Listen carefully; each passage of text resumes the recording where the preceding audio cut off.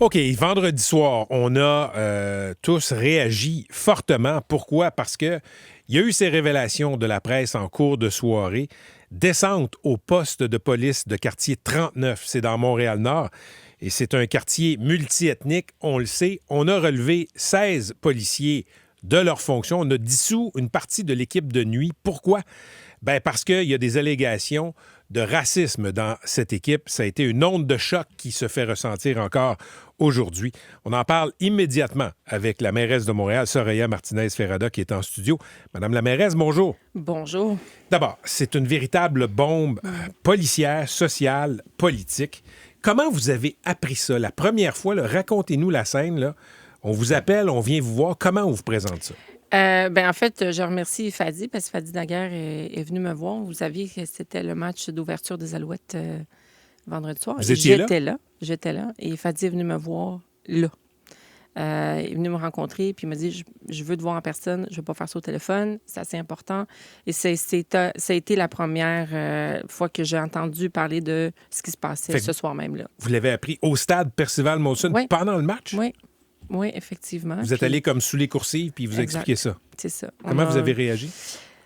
J'ai dit que le plus grand défi va être la confiance des citoyens, puis des citoyens de la communauté noire, de la communauté arabe. Vous savez, moi, j'ai grandi dans le quartier Saint-Michel. J'ai grandi tout près de Montréal-Nord. Hein. Je veux dire, c'est les mêmes gens. On appelle ça le route du 67, hein, l'autobus qui monte jusqu'à Montréal-Nord. C'est les citoyens qui vont être ébranlés, qui sont ébranlés, puis c'est cette confiance qui est tellement fragile. Montréal-Nord a vécu tellement de choses. Hein. Je veux dire, vous êtes le premier à le savoir. Vous avez suivi un peu tout ce qui s'est passé à Montréal-Nord dans les dernières années. Donc, c'est sûr que pour moi, c'était un moment un peu genre, maudite merde. C'est ce que vous vous êtes dit. Ouais. Maudite merde. Maudite merde. Tu sais, je me disais, voyons, il me semble que me semble qu'on était ailleurs. Il me semble qu'on était ailleurs. Puis que tout ce que le SPVM a fait, tout ce que, tu sais, le Fadi a fait, le directeur de police, la façon dont on change la culture à l'interne. On salue les policiers qui l'ont dénoncé. Je veux dire, tant mieux. Mais quand même, tu sais, je veux dire, c'est sûr que ça nous fait reculer. Tu sais, Christine Black, c'est ce qu'elle disait hier, la mairesse de Montréal-Nord. Donc, ça fait mal. Mais c'est pas banal ce qui est allégué. Bon, des propos racistes, des comportements racistes. On aurait ciblé des personnes racisées exprès dans cette équipe-là de nuit. On aurait coupé ce qu'on appelle des dreads, des parties de cheveux qui auraient été photographiées et partagées comme si c'était des scalps, des trophées. Non, mais... Qu'est-ce que vous dites à la population de Montréal-Nord ce matin? Disons des gens là, qui auraient repris confiance dans la police et qui, là, voient cette confiance ébranlée. Vous savez, les gens communauté noire, les gens racisés, comme moi, mon conjoint, son fils, on le sait que ça existe, on le vit. Je veux dire, c'est chez nous, ça, là. Fait que je les entends, et je les entends tous les jours, ces situations-là. Et les citoyens vont vous dire, nous, on le dit, on le sait que ça existe, que malheureusement, ça existe encore aujourd'hui.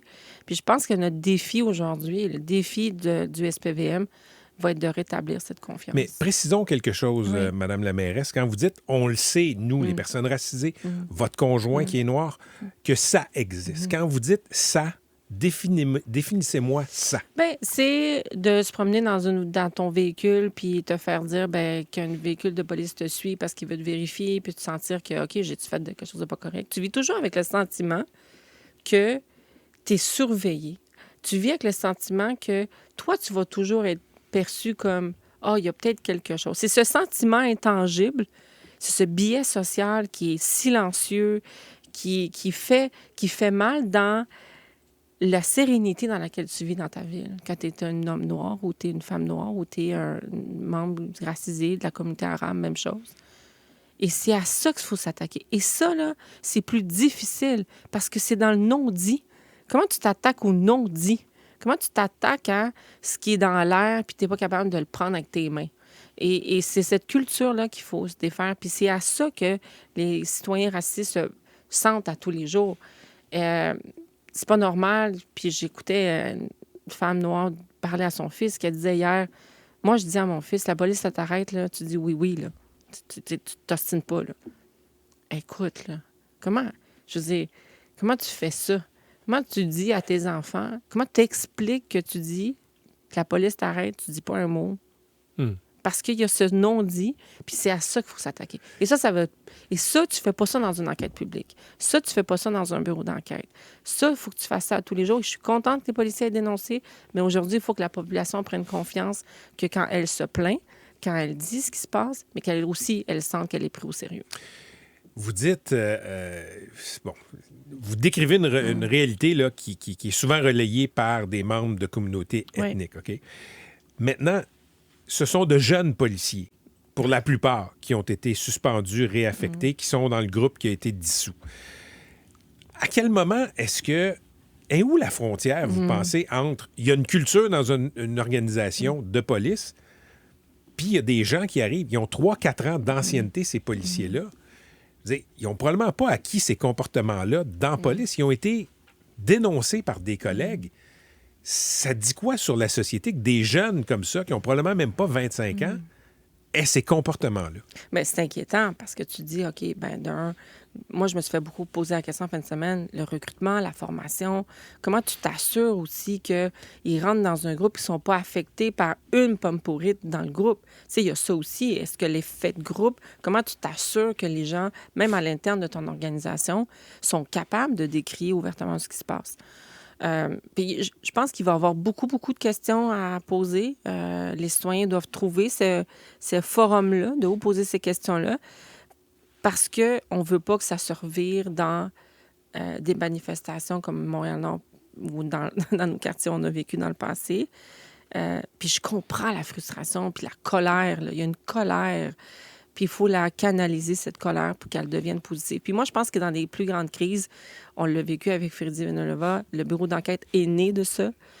Aujourd'hui, j'espère que... Vous savez, les caméras corporelles vont toujours être une question aussi importante, là, qu'il faut vraiment bien faire. Puis c'est pas tout le monde qui est d'accord avec les caméras corporelles. Parce que ce que vous dites, c'est que les caméras corporelles pourraient être une des solutions. C'est pas là, je veux pas donner... Ce n'est pas la solution à ce que je dis tantôt du non-dit. C'est une espèce de culture qu'il faut changer dans la société. Mais la caméra est une façon quand même de dire que le policier est aussi filmé lui-même.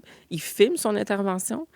Comment on peut utiliser ça dans les enquêtes par la suite? C'est sûr qu'il y a énormément de questions avant d'arriver à instaurer les caméras et comment on va utiliser les vidéos dans le cadre des enquêtes. Je veux dire, c'est pas pour rien que Montréal n'a pas réussi à le faire encore, mais en tout cas, nous, l'argent, il est là. Ça fait partie des choses qu'on veut faire, mais c'est pas la solution à ce qu'on vit en ce moment. Ce qui est allégué, Mme la mairesse, là, au poste de police 39, pensez-vous que c'est isolé ou avez-vous des raisons de penser que c'est répandu dans d'autres postes de quartier? Ça, c'est la question que j'ai posée au directeur de police. J'ai dit, OK, là, on a une situation dans ce PDQ. Qu'est-ce qu'il nous dit qu'il n'y en a pas d'autres ailleurs? Et comment on s'assure que pour justement avoir cette confiance avec les citoyens, qu'on regarde puis on lève toutes les pierres, mais en même temps, M. Agacé, moi, j'en ai connu des policiers, j'ai fait des cobras, j'ai fait beaucoup de rencontres avec des policiers. Les cobras, là, c'est on fait des patrouilles avec des policiers. Des patrouilles avec des policiers, merci de le dire. On a des bons agents de police qui, d'ailleurs, ont dénoncé ce qui se passait. Donc, il ne faut pas mettre tout le monde dans le même bain, mais il faut quand même pas être dupe et se dire, comment on s'assure? Moi, j'ai été témoin de scènes avec des policiers que j'ai d'ailleurs partagé avec certains membres de la police en disant, il faut aussi qu'on ait une police qui est respectueuse, qui parle bien à ses citoyens. On a tous la même responsabilité de vivre dans une ville où chacun, ses droits sont respectés. Puis il y a un rôle important qui vient avec cette autorité, et cette autorité vient avec une responsabilité. Et c'est ça qu'on va devoir travailler. Mais moi, je sais que la confiance aujourd'hui, ce matin, les gens qui nous écoutent, qui sont des communautés noires et communautés arabes, sont découragés et sont fâchés. Fait qu'il faut trouver dans les prochains jours les meilleurs moyens pour qu'ils sentent que leur voix va être bien entendue. Beaucoup de gens m'écrivent en réaction, Mme la mairesse, en direct, qui me disent, les gens ont juste à respecter les lois. Ils n'auront pas de troubles. Puis qu'on soit blanc ou qu'on soit noir, on peut se faire contrôler. Qu'est-ce que vous avez à expliquer à ces gens-là? Oui, vous avez raison. Je veux dire, tout le monde doit respecter les lois. Tout le monde doit être conforme à nos règles de bien vivre puis de société. Des lois. Des lois. Mais moi, quand je suis une femme latino, racisée, puis que je me fais dire, ben excuse-moi, toi, tu rentres par la porte des employés. C'est quoi ce biais social? Quand mon conjoint se fait Où vous êtes arrêter fait dire ça? dans un hôtel à Montréal. Quand On présumait que vous étiez employé. Exactement. Mais c'est quoi ce biais-là? Il y a un biais social à ça, ce mot-là. Mais ça, c'est pas la police. Je le sais. Ouais. Mais ce que je veux dire, c'est que mon conjoint, quand il se fait arrêter, ou mon beau-fils qui mais tu sais, se fait arrêter dans un supermarché parce qu'il pense qu'il veut voler avec son sac, c'est ce biais social qui présume de quelque chose que la communauté noire et arabe porte, ou les gens racisés portent à tous les jours. Puis ça, ben c'est à ça qu'il faut s'attaquer. Et ça, c'est plus difficile. Madame la mairesse, merci beaucoup. Merci. On va suivre ça avec intérêt en espérant que les choses dérapent pas dans Montréal-Nord. Il Merci beaucoup. Il faut pas. C'était la mairesse de Montréal, Soraya Martinez-Firadeus.